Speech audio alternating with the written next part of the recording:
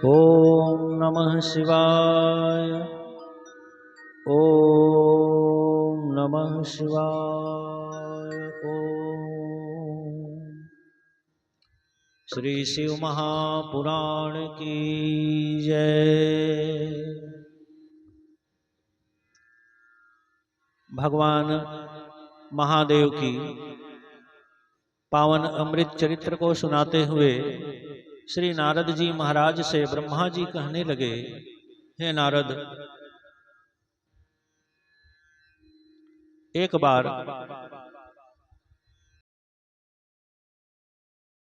इंद्रदेव भगवान महादेव का दर्शन करने के लिए कैलाश पर्वत पर आए।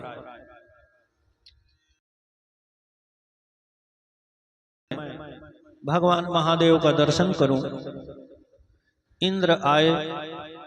इंद्र के साथ में जब इंद्र भगवान शंकर का दर्शन करने के लिए आने लगे, तब देव गुरु बृहस्पति महाराज से उनकी मुलाकात हुई। बृहस्पति महाराज के पास आए। बृहस्पति महाराज से कहने लगे, गुरुदेव, कैलाश पर्वत में भगवान शंकर के दर्शन करने की इच्छा हो रही है। तब बृहस्पति महाराज और देवराज इंद्र दोनों के दोनों विमान में बैठ करके कैलाश पर्वत की यात्रा किए। कैलाश पर्वत में के पास विमान उतरा और विमान से उतर करके इंद्रदेव महाराज और उनके देव गुरु बृहस्पति महाराज दोनों के दोनों कैलाश में जाने लगे, अंदर प्रवेश करने लगे। भगवान महादेव अंतर्यामी भोलेनाथ जान गए कि इंद्र आ रहा है, साथ में बृहस्पति महाराज भी आ रहे हैं। तो भगवान महादेव लीलाधारी अवघट का रूप लेकर के भगवान शंकर बीच में बैठ गए। अवघट का रूप लेकर के भगवान बैठे और अवघड़ी का रूप लेकर के भगवान बैठे। इधर से इंद्रदेव गए, जाकर के भगवान को प्रणाम, अवघट को प्रणाम किए। अवघट से पूछने लगे कि कैलाशपति कैलाश धाम में है कि नहीं है। वो अवघट साधु के रूप में रहने वाले भगवान शंकर मौन थे, चुप थे। बार बार पूछने पर कोई उत्तर नहीं मिलने पर इंद्र कुपित हो गया और कुपित होकर के कहने लगे, मैं देवताओं का राजा इंद्र हूं, बार बार तुम्हें पूछ रहा हूं, साधु समझ के कुछ बोल नहीं रहा हूं, तुम चुप हो, मेरे प्रश्न का उत्तर नहीं दे रहे हो। मैं इंद्र हूं, मेरे हाथ में वज्र है, फिर वज्र चलाऊंगा तो तुम नष्ट हो जाओगे, ऐसा इंद्र कहने लगे। और जब वज्र को उठाया तो उस अवघट ने, उस साधु, वो तो स्वयं भगवान शंकर थे, इंद्र की ओर देखे। इंद्र की ओर देखने पर ही उनका हाथ, उनका वज्र स्तंभित हो गया। और भगवान, वो साधु अवघट ने लाल लाल नेत्र करके देखा तो उसमें से अग्नि की गोला निकला, आग का गोला निकला। उनके आंख से आग का गोला निकला और वो इंद्र को जलाने के लिए वह गोला इंद्र के सामने आके जलने लगा।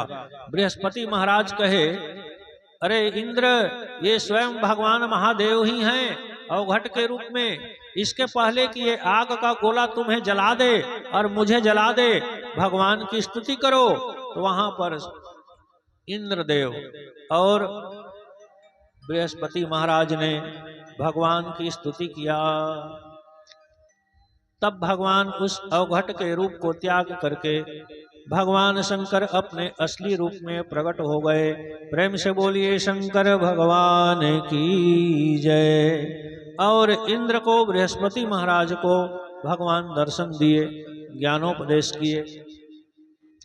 उनका सुंदर दर्शन पाकर के, ज्ञानोपदेश पाकर के इंद्रदेव और बृहस्पति महाराज तो चले आए, लेकिन वो जो आग का गोला था, वो आग का गोला ये कहाँ गया?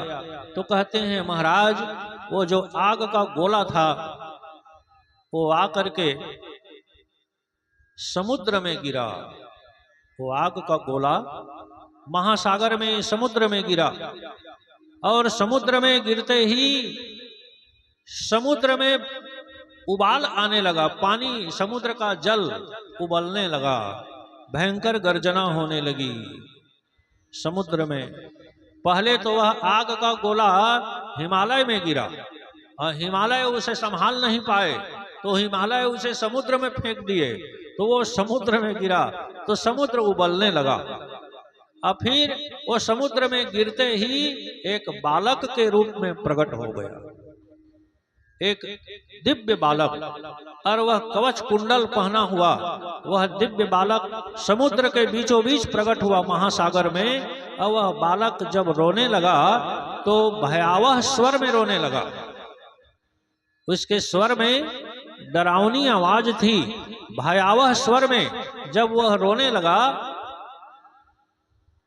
तो पूरा ब्रह्मांड के जो ग्रह नक्षत्र थे, ये ग्रह नक्षत्र भयभीत होकर के, जब पंच तत्व से प्रकृति की रचना हुई है, क्षिति जल पावक गगन समीरा, अग्नि जल आकाश धरती वायु, ये पंच तत्व से पूरा संसार बना है। अब पंच तत्व में यदि एक भी तत्व प्रभावित होता है तो चारों तत्वों को प्रभावित करता है। पंच तत्व से प्रकृति बनी है। जैसे हमारा जो शरीर बना है, हमारे शरीर में आंख, कान, नाक, पांव, पैर, अंगूठा, ये सब शरीर में के अंग हैं।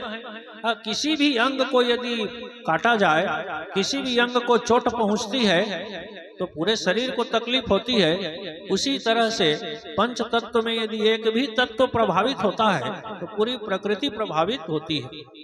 और जब समुद्र प्रभावित होने लगा तो पूरी प्रकृति जो है ये प्रभावित होने लगी उसकी भयावह स्वर से, पूरी प्रकृति प्रभावित होने लगी। तो समुद्र वहां पर प्रकट हुआ, और समुद्रदेव प्रकट होकर के उस बालक को अपने गोदी में ले लिया, और गोदी में लेकर के देखने लगा यह दिव्य बालक है, और यह भगवान शंकर के नेत्र के अग्नि से उत्पन्न हुआ है, यह कोई साधारण बालक नहीं है। फिर समुद्र ने ब्रह्मा जी की आराधना की, हे ब्रह्मा जी, हे सृष्टिकर्ता, मेरे को दर्शन दो। तब ब्रह्मा जी दर्शन दिए, वहां प्रकट हो गए चतुर्मुख ब्रह्मा। अब ब्रह्मा जी प्रकट होकर के समुद्र के सामने ब्रह्मा जी महासागर में प्रकट हुए और कहे, हे महासागर, तुमने मेरे को क्यों याद किया? महाराज, ये बालक को देखिए, ये ऐसा दिव्य बालक है कि ये मेरे जल के बीचों बीच महासागर में यह उत्पन्न हुआ है। मैंने देखा कि आकाश मार्ग से हिमालय की तरफ से उत्तर से एक आग का गोला, बहुत बड़ा आग का गोला जलता जलता हुआ आया महाराज, मेरे ऊपर में गिरा, समुद्र में गिरा। और गिरते ही यह बालक हो गया, ऐसा भयानक यह रो रहा है, रुदन कर रहा है, जिससे मेरे समुद्र में सुनामी आने की आशंका है। इसलिए मैं आपको पुकारा कि आप सृष्टि करता हैं, सृष्टि के संचालक हैं, आप बताइए कि मैं क्या करूं। इस बालक का नामकरण कर दीजिए। तो ब्रह्मा जी उसे अपने गोदी में लिए, अब गोदी में वह बालक ब्रह्मा जी की गोदी में गया। अब ब्रह्मा जी की गोदी में बैठा, ब्रह्मा जी उसे अपने गोदी में लिए, और उस बालक को ब्रह्मा जी देखने लगे तो ब्रह्मा जी की बड़ी बड़ी दाढ़ी थी, सफेद दाढ़ी। उछल करके वह बालक ब्रह्मा जी के गर्दन को कस के पकड़ा। वह बालक जो है उछल करके ब्रह्मा जी के गर्दन को ऐसा कस के पकड़ा कि ब्रह्मा जी को भी छुड़ाने में कष्ट हुआ। अब ब्रह्मा जी जब छुड़ाते तब तक ब्रह्मा जी के नेत्र से जल की धारा गिर गई, ब्रह्मा जी के नेत्र से जल की धारा गिर गई। हाय कहे ब्रह्मा जी ले दे करके छुड़ाए। अब ब्रह्मा जी के नेत्र से आंसू गिर गया। ब्रह्मा जी ने कहा, हे महासागर, ये बड़ा दिव्य बालक है, ये तो मेरे जल से, ब्रह्मा के आंखों से जल की धारा गिरा दिया, इसलिए मैं इसका नामकरण करता हूं। इसका नाम होगा जालंधर। प्रेम से बोलिए शंकर भगवान की जय। ये जालंधर के नाम से जाना जाएगा और यह महाप्रतापी होगा। इसके प्रताप के आगे किसी का प्रताप नहीं चलेगा। यह महाप्रतापी होगा और यह समुद्र में रहेगा। इसका लालन पालन करो। तो वह बालक समुद्र के अंदर में पला और समुद्र ने उसका लालन पालन किया और समुद्र में बढ़ा। अब देखिए, जल के अंदर रह करके जो पला बढ़ा, महासागर के बीचों बीच वह रहा। भगवान शंकर का दिव्य तेज वह बड़ा होने लगा, पला बढ़ा। उनके कई असुर मित्र थे, उनके साथ में वह समुद्र के अंदर खेल कूद करता था। जो पाता था समुद्र के अंदर जलचर जीव, बड़े बड़े मछली, बड़े बड़े समुद्र के अंदर रहने वाले मछली और बड़े बड़े समुद्री जीव, उसको पाता था, वो खा लेता था। अब समुद्र में क्या खाता? उसे दाल भात थोड़ी मिलता। वो समुद्र के अंदर रहने वाले जीवों को खा लेता था। और ऐसा विचित्र वह उसका परवरिश हुआ और वह धीरे धीरे धीरे धीरे बड़े होने लगा। वो समुद्र में ऐसा दौड़ता था जैसे जल में छलांग लगाते हैं, धरती में दौड़ते हैं मनुष्य, उसी तरह से वह समुद्र में बड़ी ऐसी तीव्र गति से भागता था कि उसका वेग का सामना कोई कर नहीं सकता था। और समुद्र के पास जाकर के वह सो जाता था। जब वह बड़ा हुआ तो समुद्र ने उससे कहा कि पुत्र जालंधर, अब तुम तपस्या करो। तपस्या करके, देवताओं की तपस्या से शक्तियों की प्राप्ति होती है। तुम तप करो और नाना प्रकार के शक्तियों को प्राप्त करो। तब उस जालंधर ने भयंकर तप किया ब्रह्मा जी का। तपस्या करने के बाद बड़े बड़े शक्तियों को प्राप्त किया और भयंकर शक्तिशाली होकर के फिर वह समुद्र ने उनको विदा किया और समुद्र से विदा मांग करके वह धरती में आया और धरती में राजपाट करने लगा।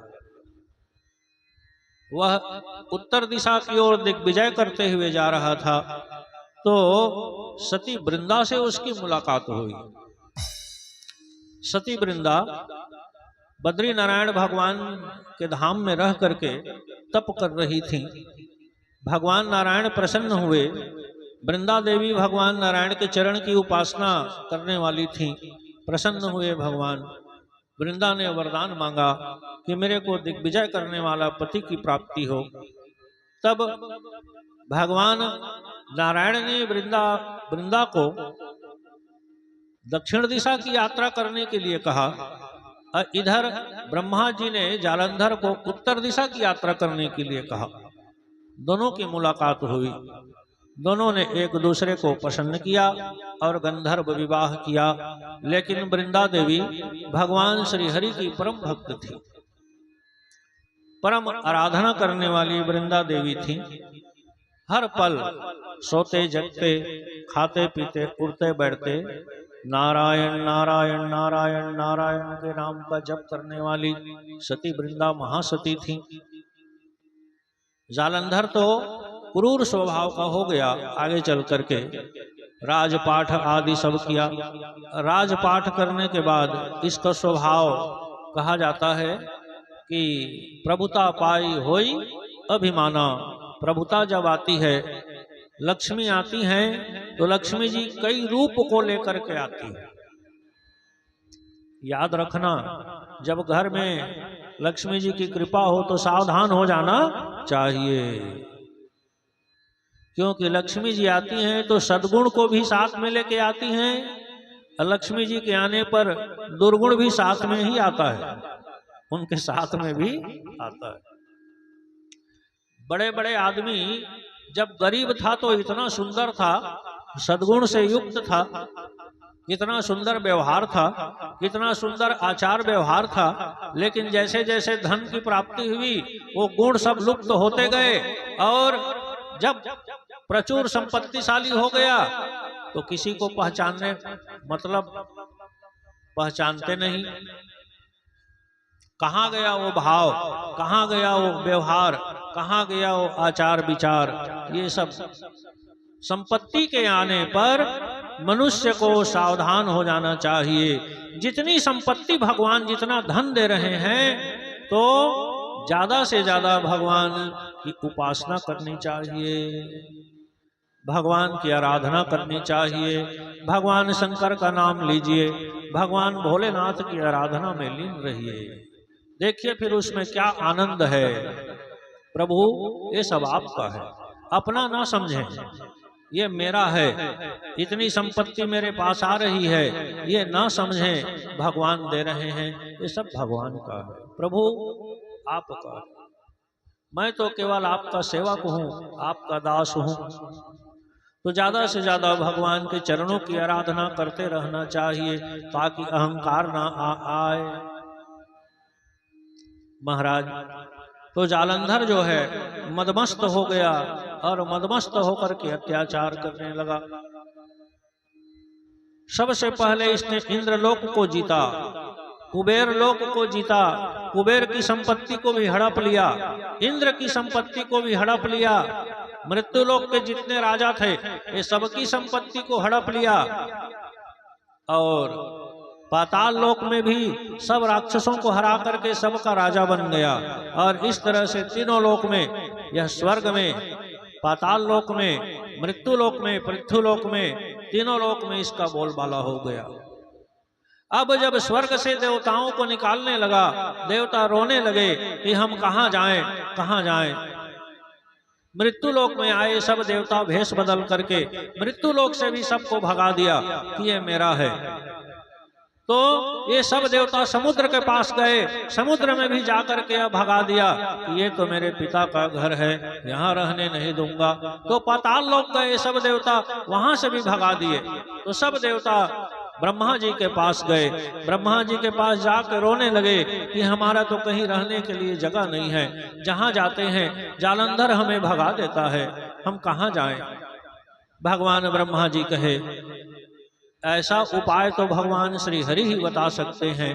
भगवान श्री हरि के धाम में गए और भयंकर भगवान श्री हरि प्रकट हुए, और प्रकट होकर के भगवान श्री हरि कहने लगे मैं तुम लोगों को तुम्हारा अधिकार दिलाऊंगा। ऐसा कह करके भगवान श्री हरि आए। भगवान नारायण ने जालंधर को चेतावनी दी कि हे जालंधर, देवताओं को उनका राज्य दे दे, मनुष्यों को उनका राज्य दे दे, लेकिन जालंधर नहीं माना और देवासुर संग्राम शुरू हुआ। शिव पुराण में कथा आती है, जब देवासुर संग्राम होने लगा, एक तरफ देवता एक तरफ दानव, दोनों के दोनों लड़ने लगे और जालंधर युद्ध करने के लिए निकला। तो सती वृंदा अपने पति जालंधर को जाते हुए देखने लगी। कहे पतिदेव आप किससे युद्ध करने जा रहे हैं? कहे मैं सुना हूं कि भगवान श्री हरि आए हैं, देखता हूं कि श्री हरि मेरा क्या बिगाड़ते हैं। तो सती वृंदा रोने लगी।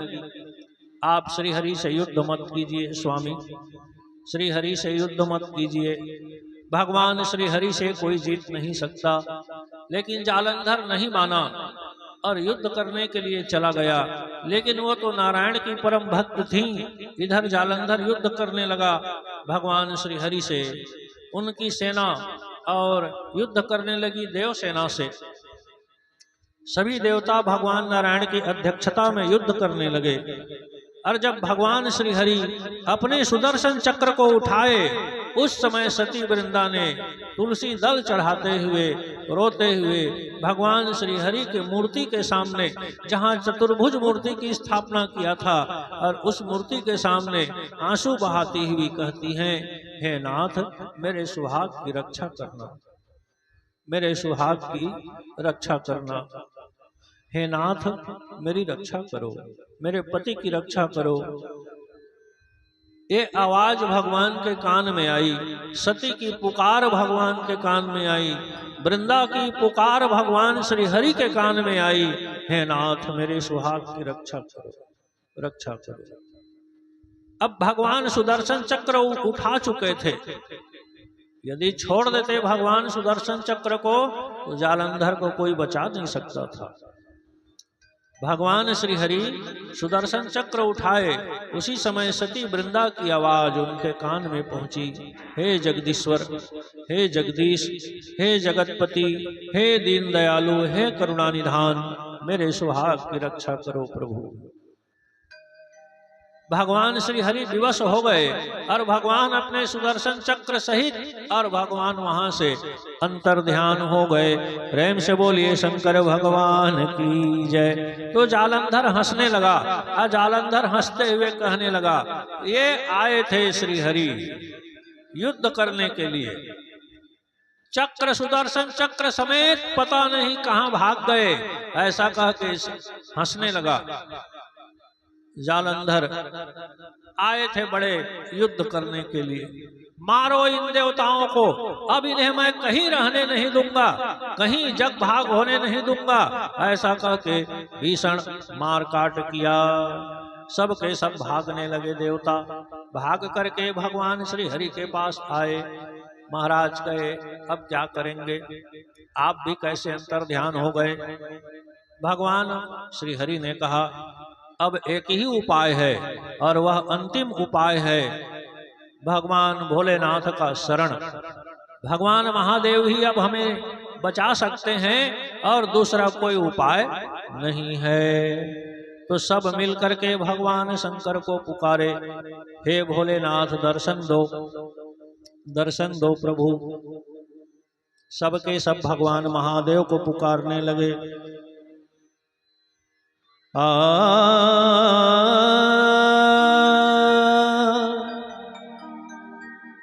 आ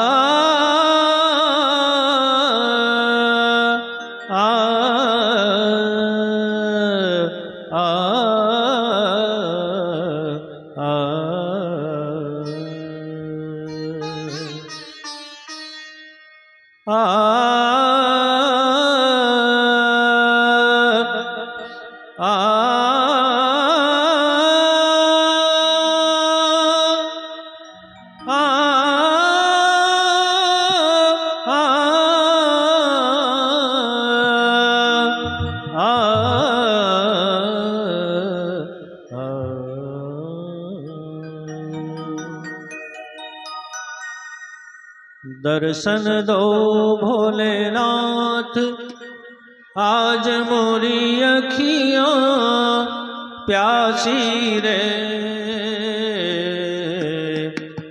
दर्शन दो भोलेनाथ, आज मोरी अखियां प्यासी रे। दर्शन दो भोलेनाथ, आज मोरी अखियां प्यासी रे। दर्शन दो भोलेनाथ।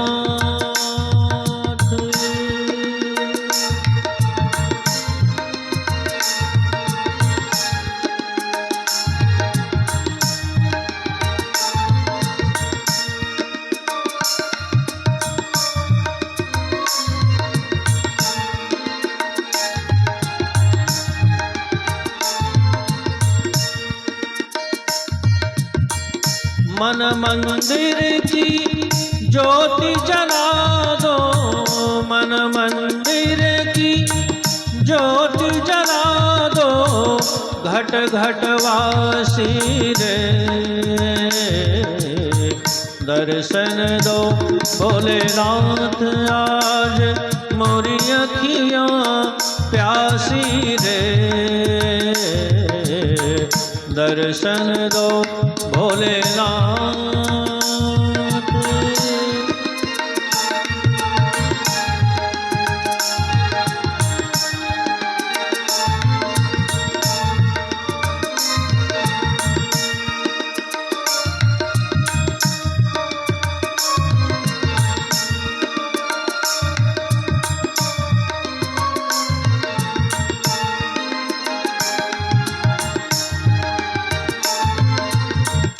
द्वार दया का जब तू खोले, पंचम सुर में गूंगा बोले।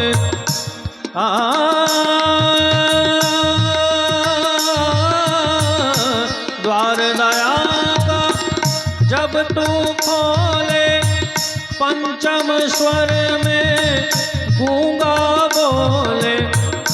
अंधा देखे लंगड़ा चल कर, अंधा देखे लंगड़ा चल कर, पहुँचत काशी रे।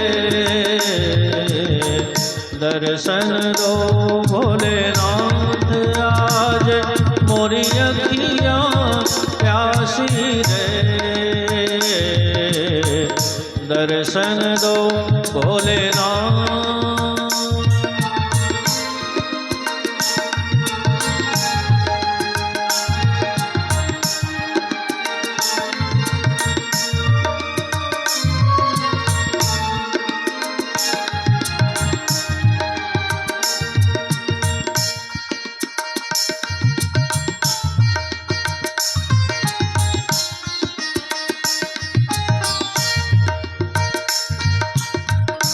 पानी में कैसे प्यास बुझाऊं, व्याकुल मन कैसे समझाऊं।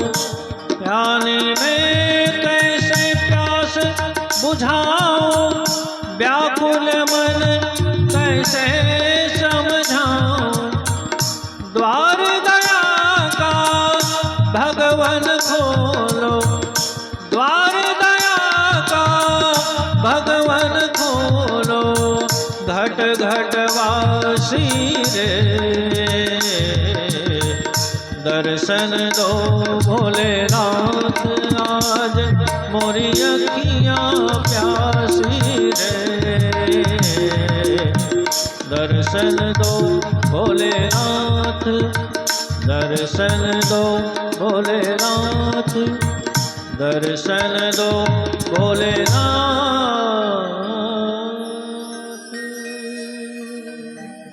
हे प्रभु, हमारा उद्धार